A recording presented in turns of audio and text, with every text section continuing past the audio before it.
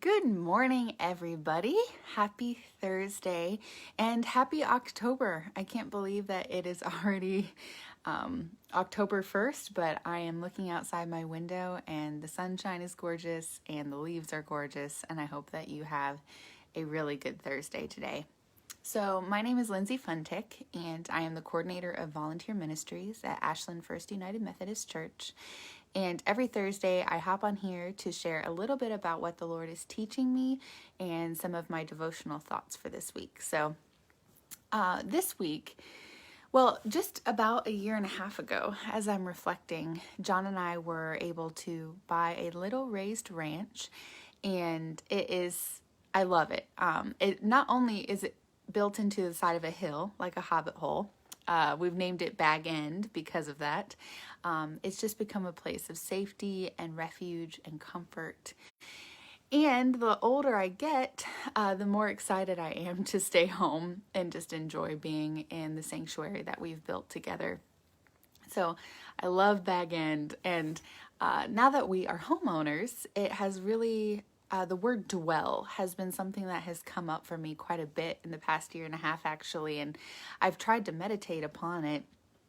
And this week, I decided first I looked up the definition, and simply put, it is to live in or at a specified place.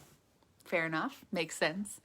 And this was brought to mind when, my friend brought up Psalm 91, and the entire chapter is so good, but I really have been thinking a lot about verse 1, which says, "Whoever dwells in the shelter of the Most High will rest in the shadow of the Almighty." So like I said, read through that whole chapter, but there is this idea of dwelling there. So what the psalmist is telling us is that the shelter of the Most High, if we dwell there, if we find ourselves, what is the definition? Living in or at the specified place that is underneath the wings of God, there we will find rest, and there we will find refuge in the shadow of the Almighty. So it got me thinking about where I dwell. Sometimes I dwell with God. I try to make sure that I do that at least, once a day, cozy up to the Lord. But I'm not perfect in that. None of us are. And so I began to think about all of the places where I dwell, thoughts that I dwell on, apart from the shadow of the Almighty. So for me, it's books and Netflix and baked goods. When I desire safety and comfort, I cling to a novel for dear life. And novels are not necessarily a bad thing, but they're definitely not the shadow of the Almighty. And even worse, it's made me think about the thoughts on which I dwell. I dwell on anxious thoughts. I dwell on worry. I dwell on people-pleasing. There are a lot of things that we as humans dwell upon and make our little homes in that really don't bring life, and because they are apart from God. I call them counterfeit versions of home. They're counterfeit offers. So I want to issue a challenge to think back to the last time that you really wanted safe haven and genuine rest. So what was the first gut reaction that you had? So you said, "I've had a really long day and I really need to just chill out. I really need to find some rest in my spirit." Where do you dwell? For me, my immediate thought is like, bubble baths and snacks and the ever-present books and Netflix. So these things are my immediate gut reaction as to where I want to dwell to hopefully find the safety and rest and comfort that I need. And let's be honest, sometimes spending time with the Lord, dwelling with the Lord, often causes us to confront ourselves. It causes us to examine ourselves. And sometimes we just want mindless distraction. And I think that that is a very human thing. But that's not where true, real rest happens. That's not where we are called to dwell. So think about those things. Think about your gut reaction when you know that you need rest and when you need to dwell somewhere. And understand that only setting up camp in the shadow of the Almighty brings rest. When we are in the shelter of the Most High, dwelling there and choosing to live there in the comfort of God's presence. So the challenge, once you've thought of those things, is to topple the counterfeit dwelling places in favor of choosing to dwell on things above.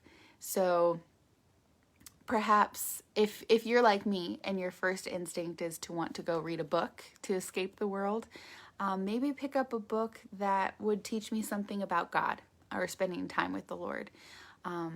If you are drawn to food as a dwelling place and as a comfort and a boon in the world, invite a friend to share a meal with you, even if it's via Zoom.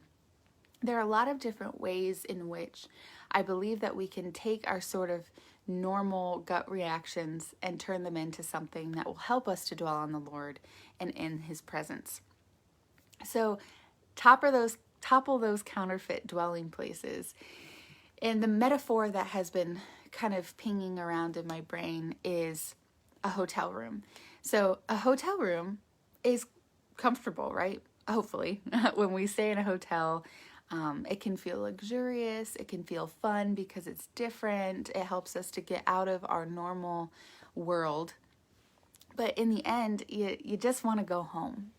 A hotel room is nice for a while, but it doesn't provide all of the comforts of Bag End. It doesn't provide the safety. And I think the same goes with these things where we find comfort, these things where we choose to dwell, versus when we are dwelling in the shelter of the Most High and finding rest in the shadow of the Almighty. So the little things that bring us joy are not bad things, but they are not home. So let's make our home with the Lord. Let's dwell there. Let's find comfort in His presence and to know that that is really the only place that we are safe. So dwell on Scripture, dwell on glorifying thoughts. Just if you need to even zone out, just sit and dwell on the fact that the Lord loves you. It doesn't have to be anything more complicated than that. But choose to live in or at the specified place of His presence, because it is always available to us, and there we are home. So, First United Methodist Church, as always, I'm thinking of you. I'm praying for you. I hope that everybody has a really good Thursday and that you would be so keenly aware of the presence of God surrounding you and inviting you into the divine embrace. Everybody have a great day. I look forward to seeing you all soon.